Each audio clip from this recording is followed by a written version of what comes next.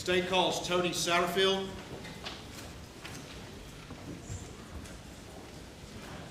Raise your right hand, left hand on the Bible. Do you affirm the testimony about to give the court in this trial shall be the truth, so help you God? Yes. Take a seat in the witness stand. State your name again for the record. Spell your last name.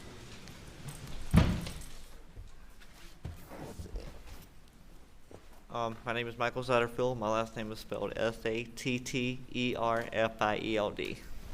How you doing today? Good, how are you? All right, pull that mic to you just a little bit close so we can hear you good. How old are you? I'm 33. All right, where do you work? I work at Beaufort Memorial Hospital Okay. And where'd you grow up? in Hampton. For the purposes of this hearing, we're just on a hearing in front of the judge to determine the admissibility of some testimony. So I'm just going to ask you a few questions, not everything I might ask you if we were in front of the jury. You understand that? Yes, sir. Okay. Speak up for us because the court reporter and everybody needs to hear you. Who was your mother? Gloria Satterfield. Gloria Satterfield? Yes. And is Gloria still with us? She's not. And when did she pass? February 26, 2018. 2018? Yes, sir. And who did she work for when she passed? Alex and Maggie Murdaugh. Okay.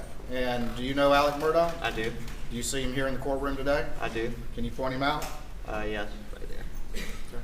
Your Honor, can the record reflect he's identified the defendant? I mean, same camera.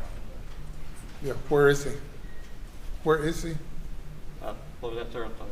Pardon? Point him out again if you would, please. Right there. All right. Right. Can you tell me what jacket he's wearing? A navy blue jacket. It does. Thank you, Your Honor.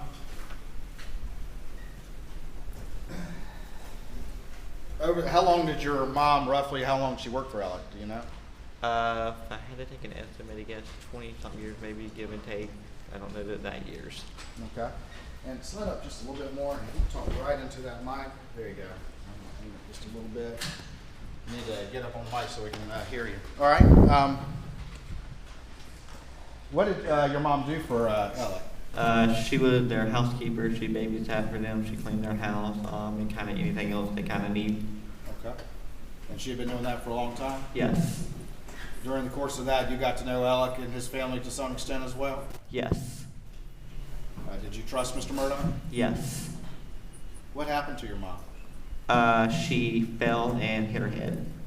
And where was she when that happened? She was at Alice's house in Moselle. In Moselle? Yes. Did she pass right away or did she live for a while? She lived for a few weeks. Was she ever able to say to you what happened, how she fell or anything? No, she was not. After she passed, did you have any conversation with Alec about what to do about it?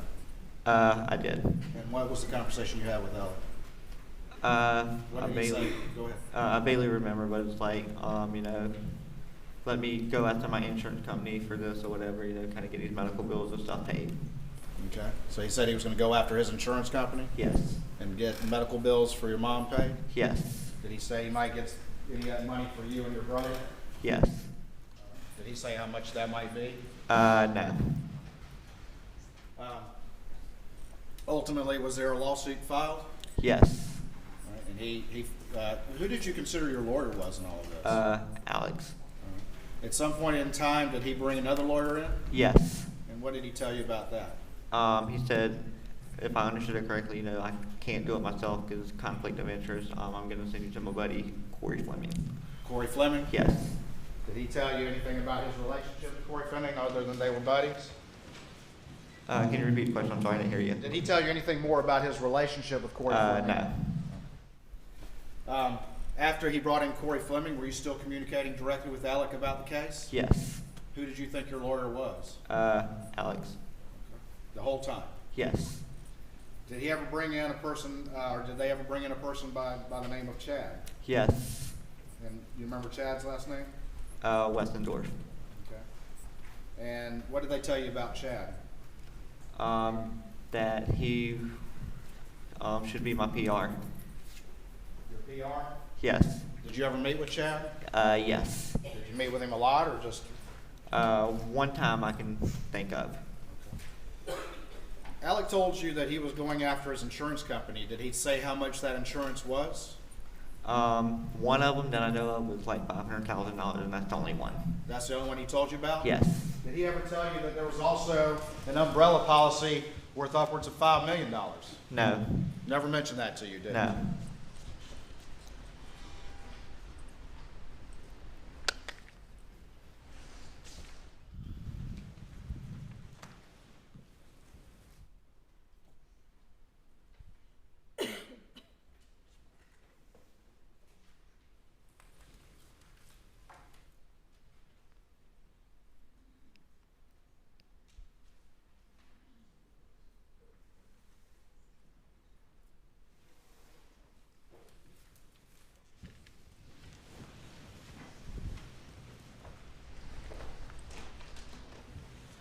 Of course, indulge us 1 moment.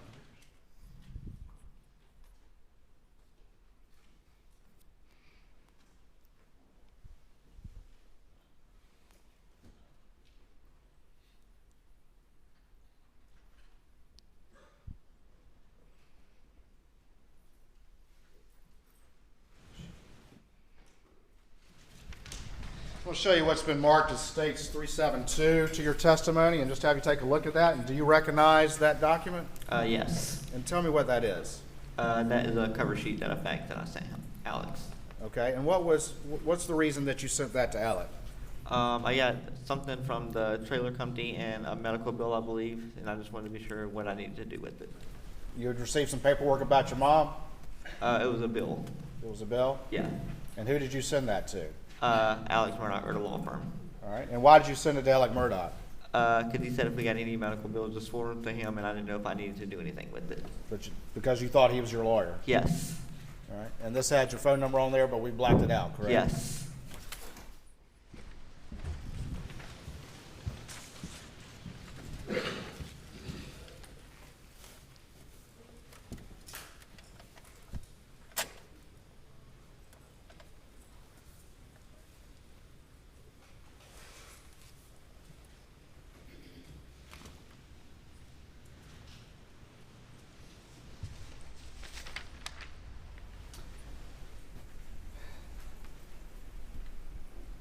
As time went on, did you have conversations with Alec asking him about the case and what was going on with the case or anything like that? Yes, not very rarely, but every few months or so. All right, and what would he tell you just generally over the First, it was hard, and he knows like it was making progress, and he kind of left it at that.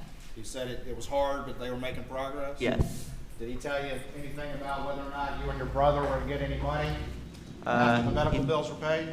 Said he was hoping. All right, did he give you any idea of the amount?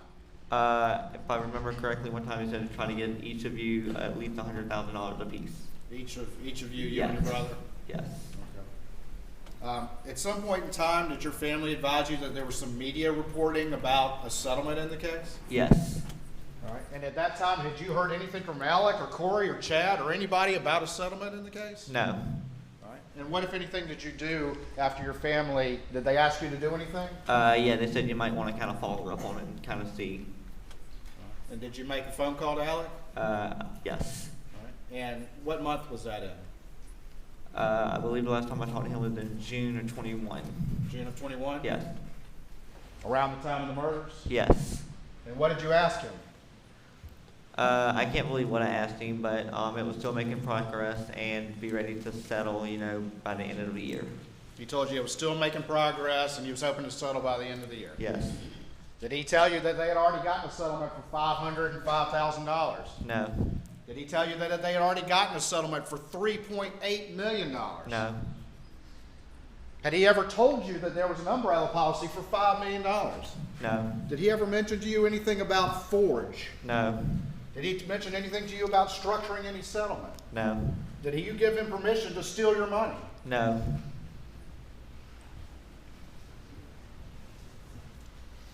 Ultimately, in the wake of all of this, you've come to find out that there was a settlement for $505,000, correct? Yes. And it was diverted by Alex Murdaugh, correct? Yes. And ultimately, you've come to find out that there was a settlement under the umbrella policy for $3.8 million. Is that correct? Yes. Or thereabouts, correct? Yes. And a large proportion of that was diverted by Alex Murdaugh, is that right? Yes. Did you ever get 1 cent from Alex Murdaugh when he was still, before all of this happened? No. And it took, after this happening, and it took a legal process for that to happen, is that right? Yes. And ultimately, is it your understanding that he confessed judgment to taking money for both of those, is that Yes. right? In June of 2021, you made a call to him asking the status of this case, is that correct? I can't remember if he called me or if I called him, but yes, I talked to him in June 2021. You talked to him in June of 2021? Yes. And there were reports in the media about that settlement, correct? Yes. Thank you. Thank you. And please answer any questions the defense has, okay? By the defense.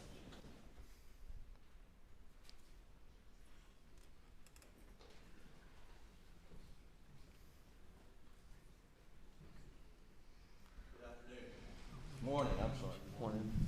Long week. You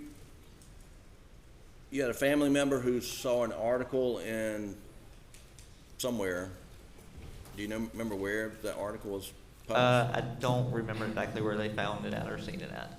Okay, but after that article was published, that's when you started making inquiries and you contacted Mr. Murdaugh?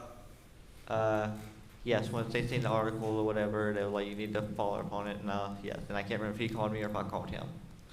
And do you know whether you called him on the cell phone? It was on his cell phone normally, that's how I called him, yes. So you called him on the cell phone? Yes. Okay, and his cell phone record would reflect, how many times did you call him? What was that? How many times did you call him? Like,